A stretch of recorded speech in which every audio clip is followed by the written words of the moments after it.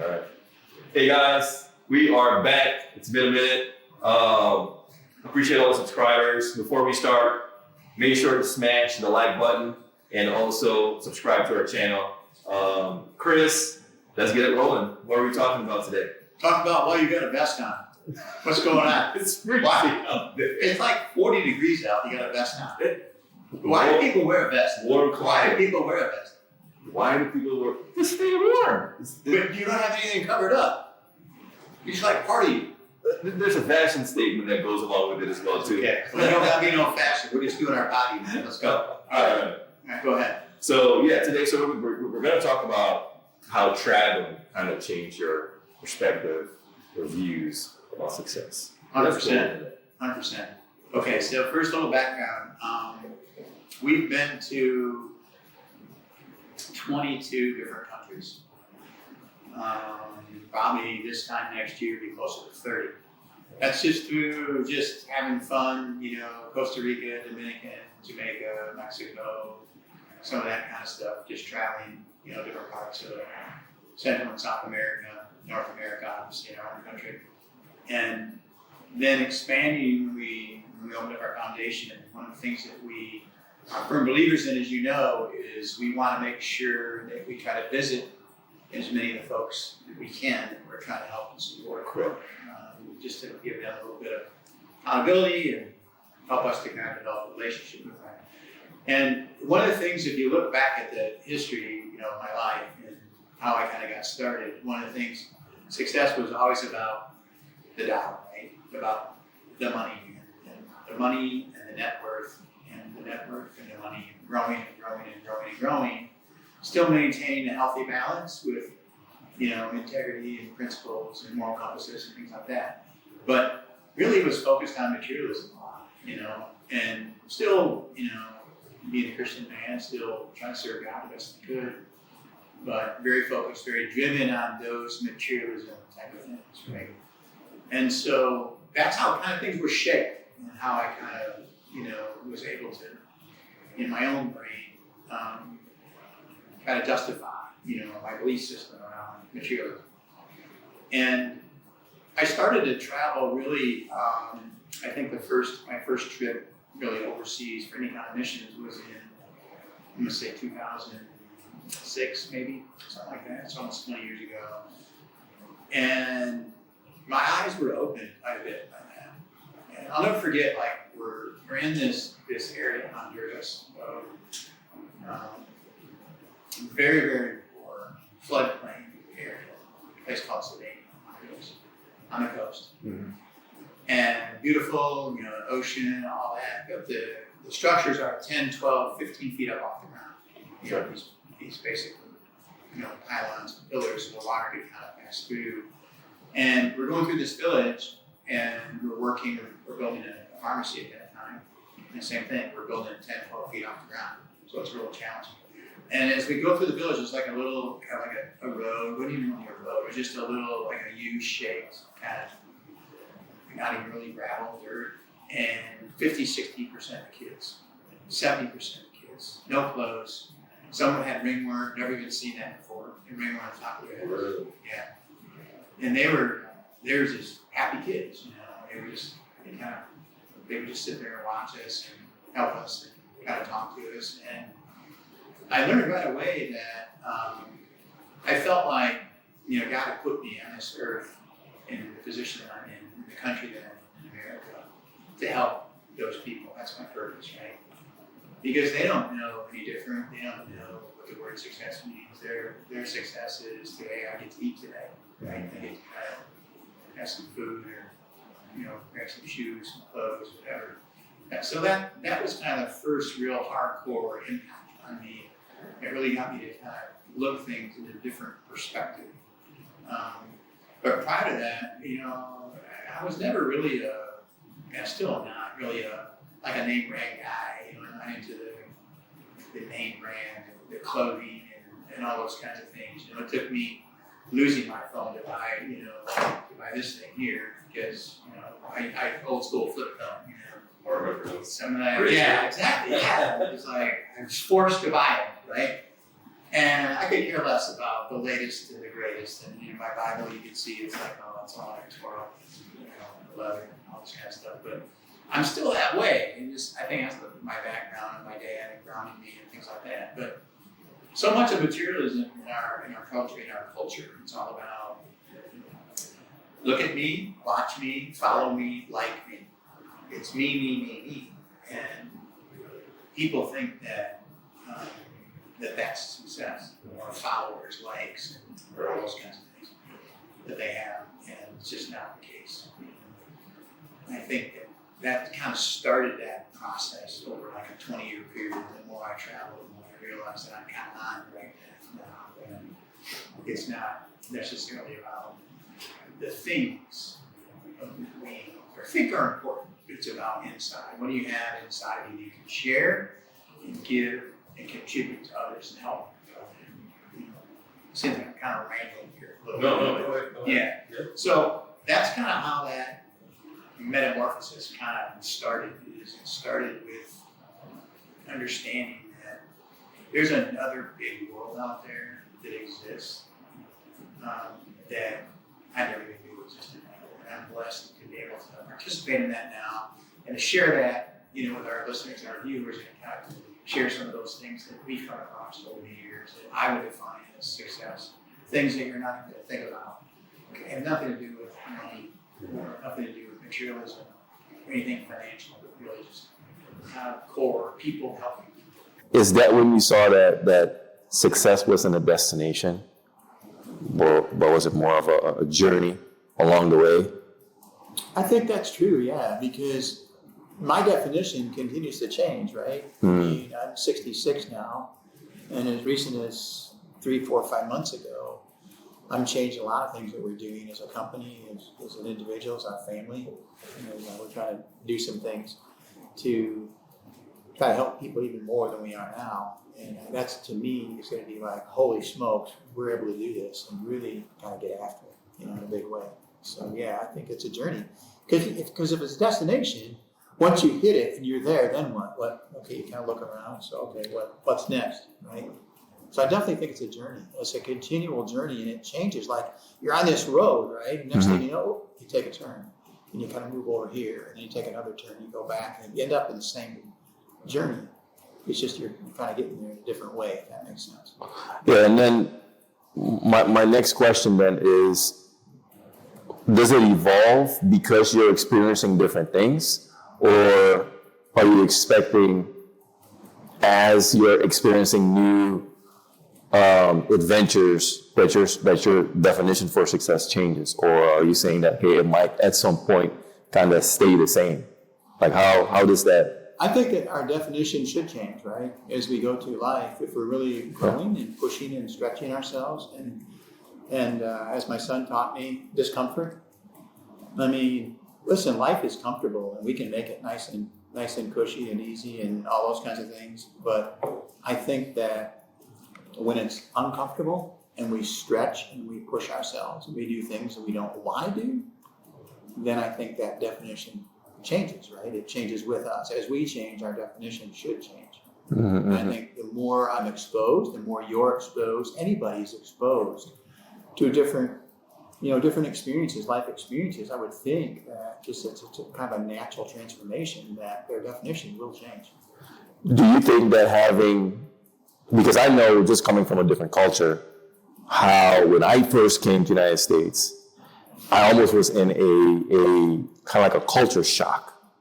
How everything was just so big, just not just the language barrier, but everything was just so different. So do you think that even though you are from the United States and you're going to these different places that are a little bit underdeveloped, that they can still impact you, like the culture can still impact you to become a better person because you're seeing things that is just opposite of what you're used to? 100% agree. Because when you go into a culture, I'm just going to kind of go off range a little earlier than I was going to say. I'll give you an example.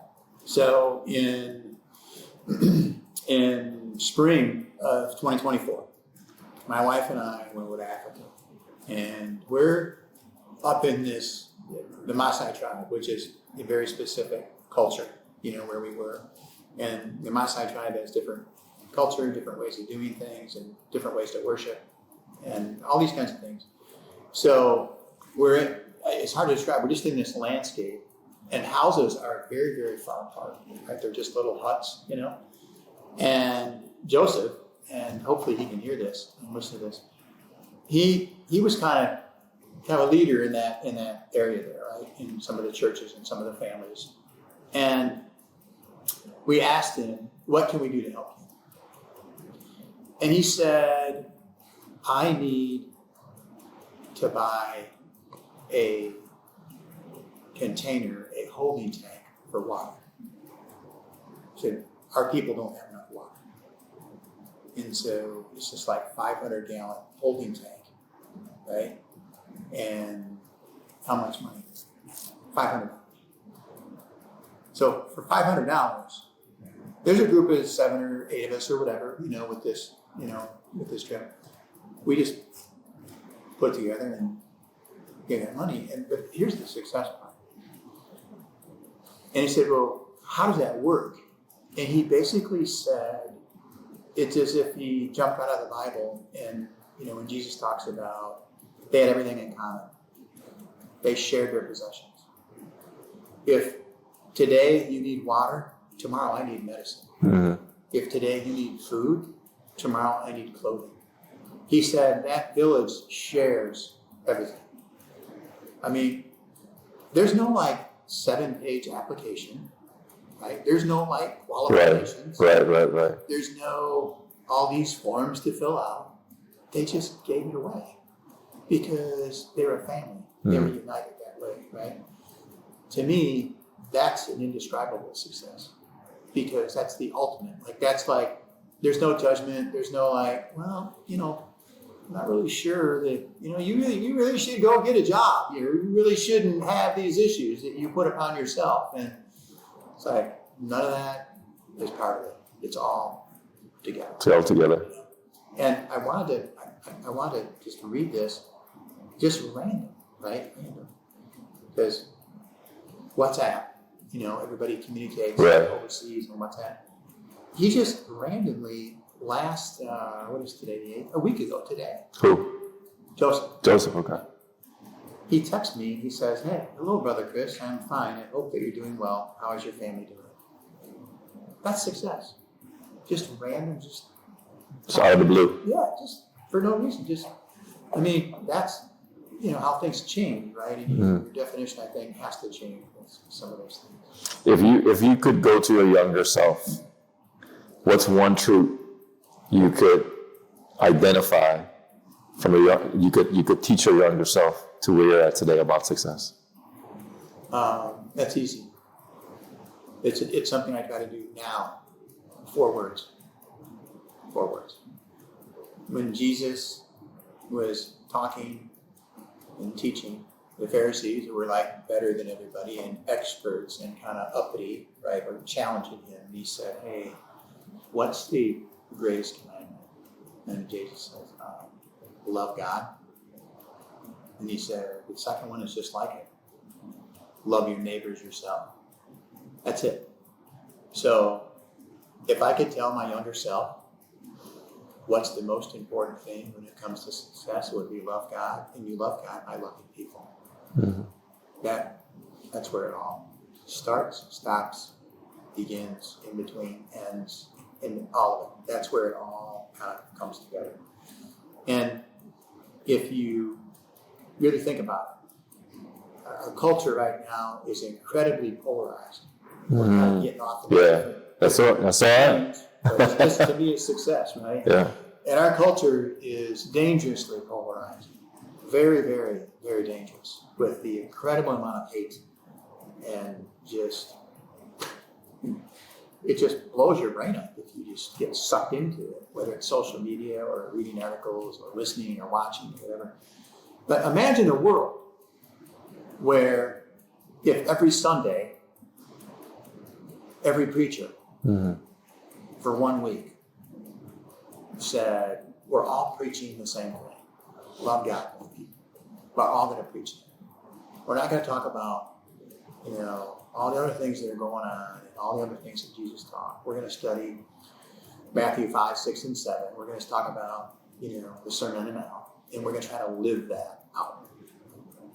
That would be life-changing, world-changing, global-changing, because there's no more of this, well, that's your sin, that's your issue, because I don't have it, I judge you for that, right? Which we do that. Mm-hmm. That's my sin. I'm not a drug guy, I don't do drugs, I don't drink. I'm good that way. But that doesn't mean I don't have compassion on somebody who has that issue, right? Right. Both sides of the family have both of those issues, monster issues. Another discussion for another day on addictions. But I think that our world would be a much better place. And me, as a 6-year-old or a 10-year-old or an 18-year-old, understanding that as a young man, as a young boy, would be huge. And I think that we have to expose our children to those things, to the goodness of God and the goodness of each other. The other day, Shane called me and we're talking. He said, Dad, he was over in Mozambique, over there in Africa. And he said, one thing that supposedly when you travel like I'm traveling, is you're supposed to come away with something. Mm-hmm. Like that is life-changing. Mm-hmm. Mm-hmm. He said, I did this the first time. This is what I thought. And all I did was just confirm it. I said, what's that? He said, inherently, people are good people. They want to help you. It doesn't matter if you can't speak the same language. Right. It doesn't matter where you're from. It doesn't matter who your president is. It doesn't matter what's going on politically, socially. People want to help you. And he tells me this story of how he's sitting on a bus going somewhere. And he's the only white guy in this bus in Africa. And it just so happens the guy next to him was the only person that spoke English. And he was like some type of a game warden, right? And they start having a conversation. And Shane had made an arrangement to do some traveling and stop and go on to another location. And it was going to cost $15 US to get to where he wanted to go, $15. And the guy says, where are you going? And he explained it to him. He said, hey, just hold on a second. Just let me help you. And this is a very, very poor. Mozambique is considered to be the 5th poorest nation in the entire world. Yeah. Very, very, very poor. And he said, let me help you. And so this guy calls ahead. He gets Shane a seat on a smaller vehicle, I think it was a van. It was in the front seat. And the ride cost 17 cents. 17 cents. To where he was going. Not $15, right? And so he gets there, gives the people, they're scrambling to give him change. He's like, no, it's okay, keep the change, whatever you pay me, But that's just solidifying. People inherently are good people. The moral compass is inside of them. It comes from somewhere, right? And they want to help you. And that is success. That is success.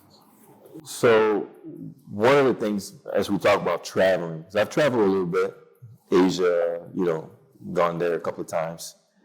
One of the things that I noticed was when you look at success, at least how I understood success before I came to the United States, was I was in the middle. You have success here and you have failure. And then since I'm in the middle, the only way to get to success is I got to get as closest to this side as possible. That was my understanding of success. And then I come to the United States and I learn that you have success. Actually, you have failure, success. And you got you. You actually have to go through failure to get to success.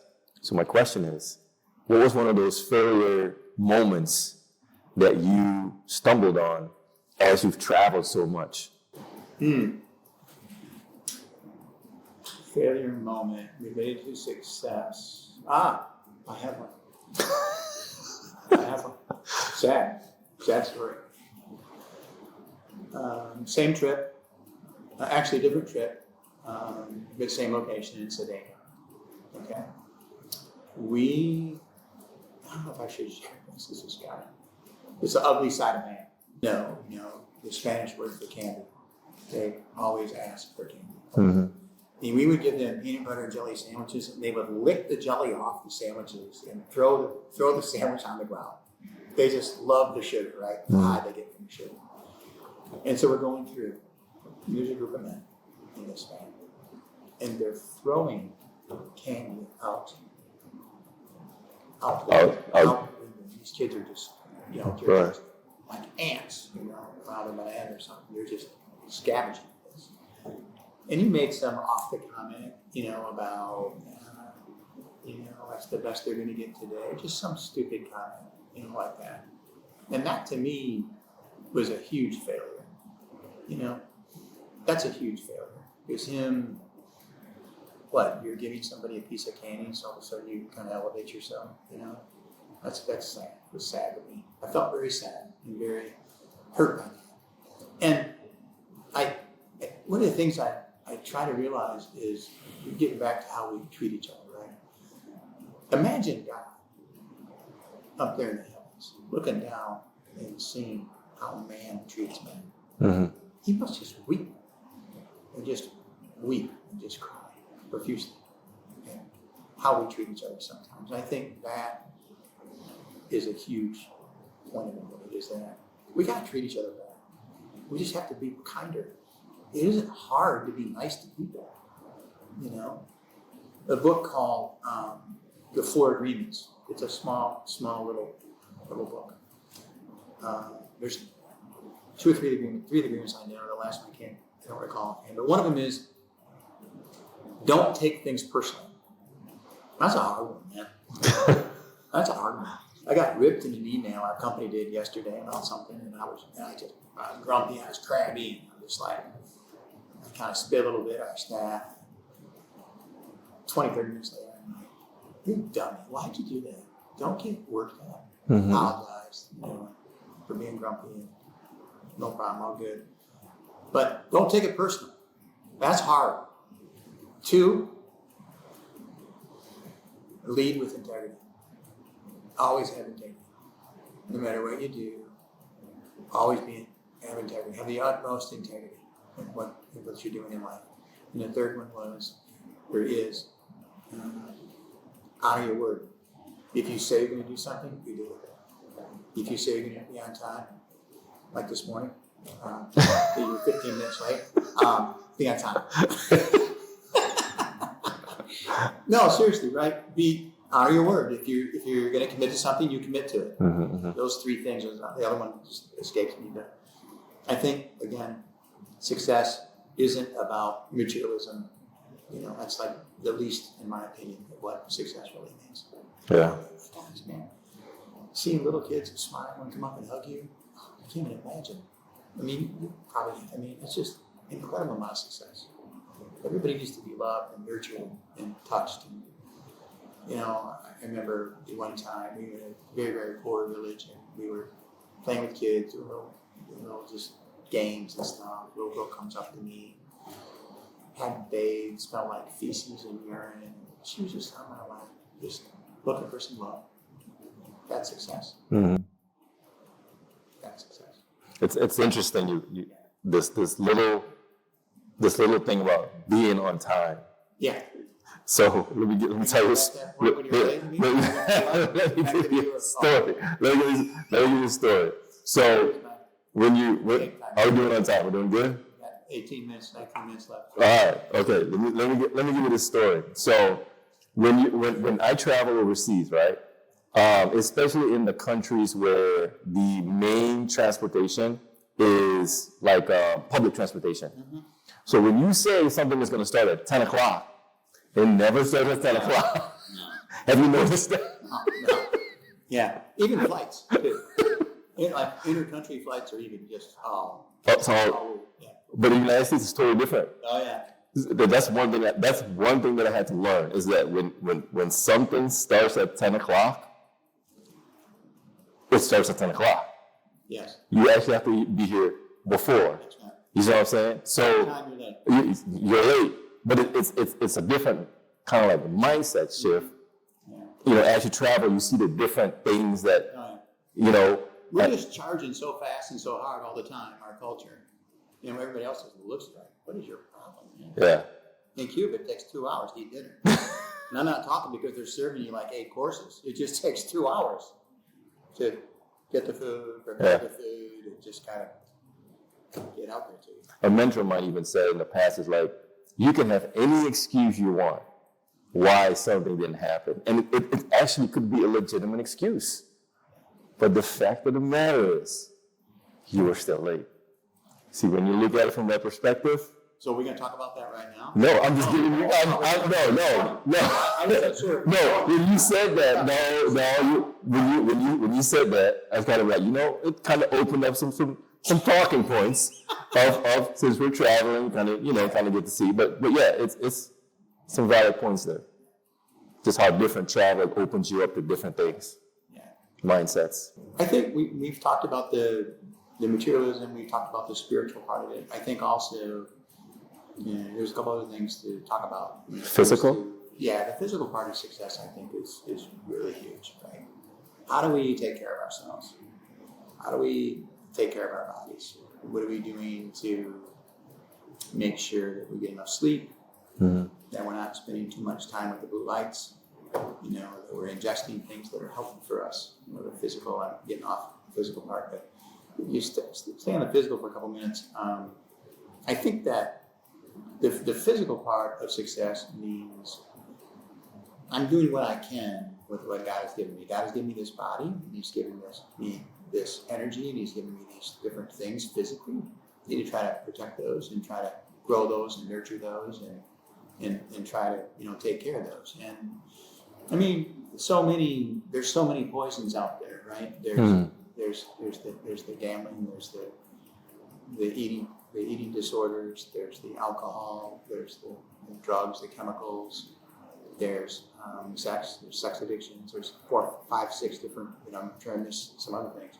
Those are all things that, is it okay to have a beer and dinner? Yeah, of course. I mean, some of those things are perfectly fine, but when we take things and ingest things that they alter our mind, to me that's a hard stop for me, right? Okay. That's like, you're changing my mind, you're changing my psyche. And when you change, the mindset in terms of, this high that you have, you're not back to your core, if that makes sense. A lot.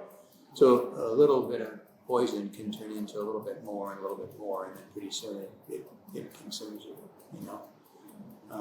Some people just innocently, it happens, the opioid thing, all that mess. Kids are addicted to that stuff, and adults, and they take it for pain meds, and next thing you know, they're hooked on, they don't even know what's happening, they get all sucked into that world, And there's a study coming out, I think, probably next month, about the effects of that when it comes to driving. There's a study on Ohio, that said that 42%, they did a survey, 276 deaths in Ohio, 42% of the time, the drivers had levels that were 15 times, average of 15 times what's considered a normal, like for weed, whatever that metric is, was considered to be safe. Wow. 15 times over the amount. And this isn't just some random, like me talking, this is an actual survey that came out I read last week. So I think that the physical part, we got to take care of ourselves, whether it's just getting up and walking after dinner or getting the dog. Dogs are awesome. They help you get out and exercise, or just eating better, sleeping better, those kinds of things. Super, super, super important. We take care of the core, What else? I mean, if you look at what about the emotional aspect about when you're traveling?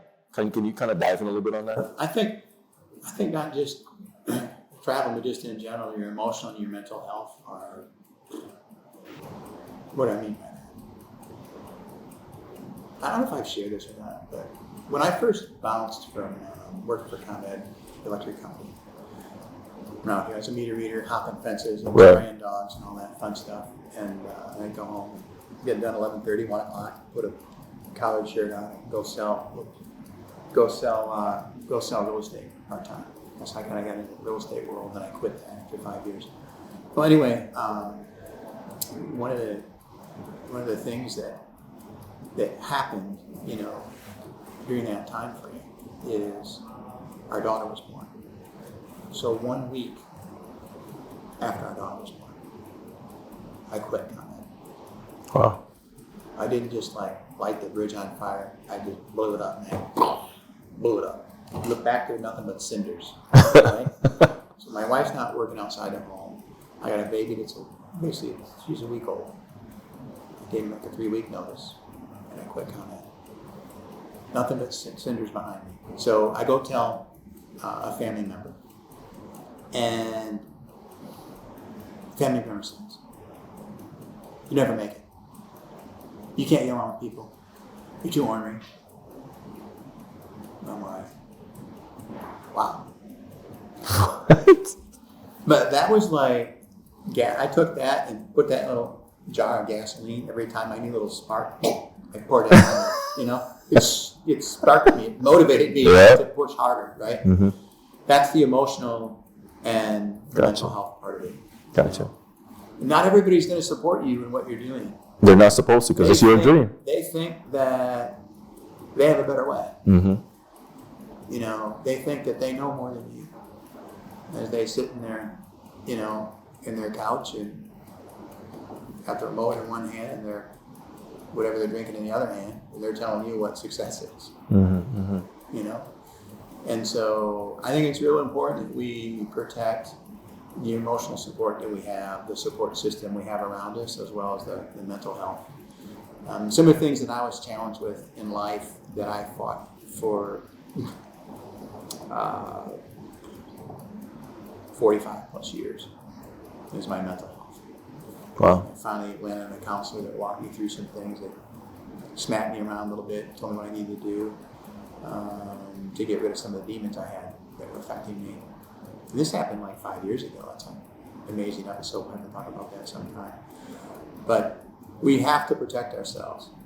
And that means that getting back to some of our earlier conversations during this episode, if you're ingesting all this hate and you're reading about all this hate, and all this negativity, and right now, our country is going through as we're filming this, the government shutdown, which is kind of a joke because everything still seems to be working. I don't know what that even means, what a government shutdown is.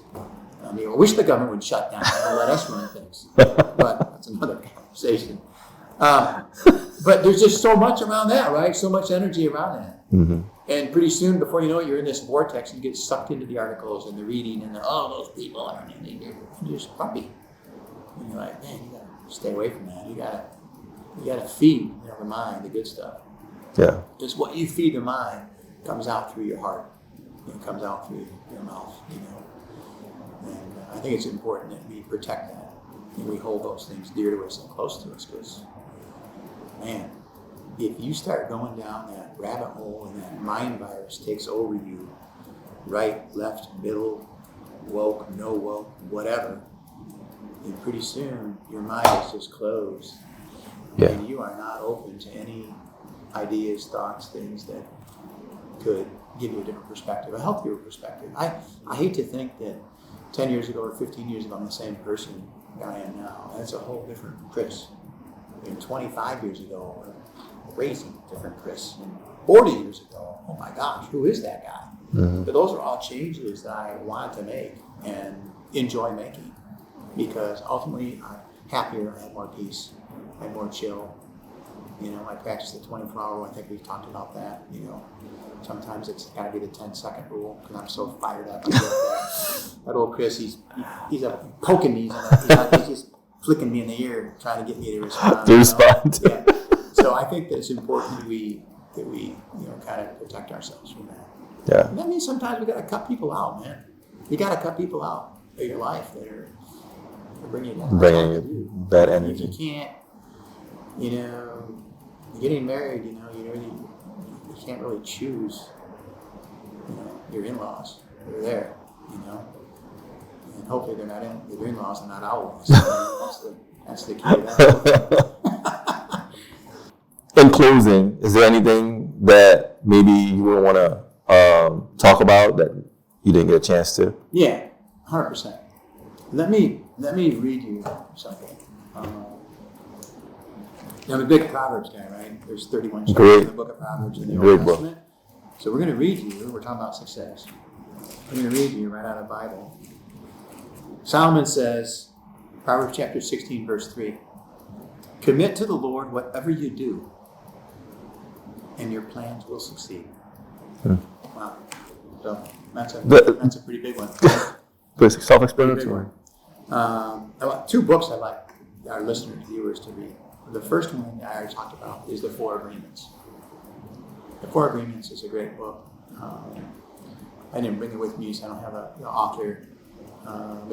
You'll find it online. It's like a brown orange book, really small, pretty easy to read. You can read it in an hour and a half, 2 hours tops. Highlight it, read it, practice it.